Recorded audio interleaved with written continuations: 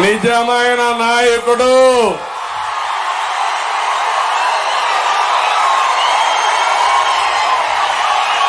మీరు నచ్చిన నాయకుడు మీరు మెచ్చిన నాయకుడు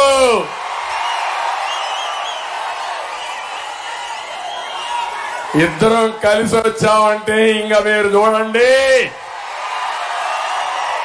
సూపర్ డూపర్ హిట్. ఎవరైనా ఆదుకొని నిలబడతారా తమ్ముళ్ళు? అడ్డంగానే మిమ్మల్ని అడుగుతున్నా. నిలబడితే తొక్కుకుంటా పోతాం సైకిల్తో. గ్లాసు పగలగొట్టాలంటే పదునెక్కుతుంది. పదునెక్కిన గ్లాస్ ఏం చేస్తుందో నాకే తెలియదు. అందుకని ఇంకో పక్క కమలం కూడా సాక్షాత్తు ప్రధానమంత్రి నరేంద్ర మోడీ గారు కూడా కలిసి వస్తున్నాం. ఈరోజు మా కోసరం కలిసింది కాదు. నేను ఒక్క విషయం అడుగుతున్నా. పచ్చని సీమ కోనసీమ అవునా కాదా? ప్రశాంతమైన కోనసీమ, అందాల సీమ, మేమందరం మెచ్చిన సీమ ఈ కోనసీమ. దుర్మార్గులు వచ్చారు 5 ఏళ్లుగా, మాఫియాని తెచ్చారు 5 ఏళ్లుగా. కోనసీమని మరో పులివెందల చేయాలనుకుంటున్నారు. ఏం తమ్ముళ్ళు చేయనిస్తారా? మీరు సహకరిస్తారా? మీరు ఆమోదిస్తారా? మీరు నా అభిమతం, మిత్రుడు పవన్ కళ్యాణ్ గారి అభిమతం ఒక్కటే. 3 జెండాలు. మా అజెండా ఒకే ఒక అజెండా. ఈ కోనసీమని, అందాల సీమని భవిష్యత్తులో బంగారు సీమగా తయారు చేయాలనేది మా ఆలోచన. అంతేకాకుండా ఎక్కడో కాశ్మీర్ లో ఇంటర్నెట్ క్యాన్సిల్ చేసి మొన్ననే కులాల మధ్య చిచ్చు పెట్టి వైఎస్ఆర్ కాంగ్రెస్ పార్టీ చలిగాల్చుకుంటూ ఇంటర్నెట్ క్యాన్సిల్ చేశారు. తెలుసు కదా తమ్ముళ్ళు ఏం జరిగిందని అడుగుతున్నా. ఇక్కడుండే మీ తప్పు ఉందా అని మిమ్మల్ని అడుగుతున్నా. ఏ ఒక్కరైనా తప్పు చేశారా అని మిమ్మల్ని అడుగుతున్నా. ఈ బాధ్యత ఎవరిదని మిమ్మల్ని అడుగుతున్నా. జగన్మోహన్ రెడ్డి వైఎస్ఆర్ కాంగ్రెస్ అవునా కాదా అని మిమ్మల్ని అడుగుతున్నా. అవునంటే గట్టిగా చప్పట్లు కూడా చెప్పండి, ఖండించండి. ఇంకొక పక్క నేను ఇప్పుడు వచ్చినప్పుడు ఎప్పుడో నాకు గుర్తుండే వ్యక్తులు ఎప్పుడు శాశ్వతంగా ఉంటారు. ఒకటి బాలయోగి, కోనసీమ ముద్దు బిడ్డ బాలయోగి.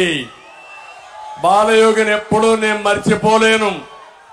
ఒక సాధారణ కుటుంబంలో పుట్టాడు, ఒక దళిత కుటుంబంలో పుట్టాడు. స్పీకర్ గా పెడితే ఆ కుర్చీకి వన్నీ తీసుకొచ్చాడు, రాణించాడు. అలాంటి వ్యక్తి బాలయోగి గారు. రెండో వ్యక్తి మెట్ల సత్యనారాయణ.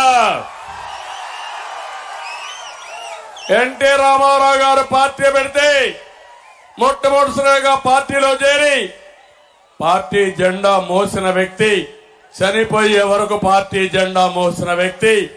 అలాంటి వ్యక్తిని ఒకసారి గుర్తు చేసుకుంటూ ఈ రోజు మనం ఈ మీటింగ్ ప్రారంభిద్దాం. అదే మాదిరిగా ఈ రోజు నేను మిమ్మల్ని ఒకటే కోరుతున్నా. తెలుగుదేశం పార్టీ, జనసేన, బీజేపీ మేము జట్టు కట్టాం, కూటమిగా వచ్చాం. మా స్వార్థం కోసరం కాదు, ఈ రాష్ట్రాన్ని బాగు చేయడానికి. ఈ 5 సంవత్సరాల్లో మీరు ఒక్కసారి ఆలోచిస్తే రాష్ట్రానికి తీరని నష్టం జరిగింది. ఏం తమ్ముళ్ళు జరిగిందా లేదా? ఒక అహంకారి, ఒక విధ్వంసంతో అవినీతితో రాష్ట్రాన్ని సర్వనాశనం చేశాడు. ఈ రాష్ట్రాన్ని 20 ఏళ్ళు వెనక్కెళ్లిపోయాం. ఇప్పుడు ఈ రాష్ట్రాన్ని కాపాడుకోలేకపోతే శాశ్వతంగా మనం కాపాడుకోలేం. మీరు ఒక్కసారి ఆలోచించండి. 2014లో ఎన్డీఏతో కలిసి తెలుగుదేశం పార్టీ పోటీ చేశాం.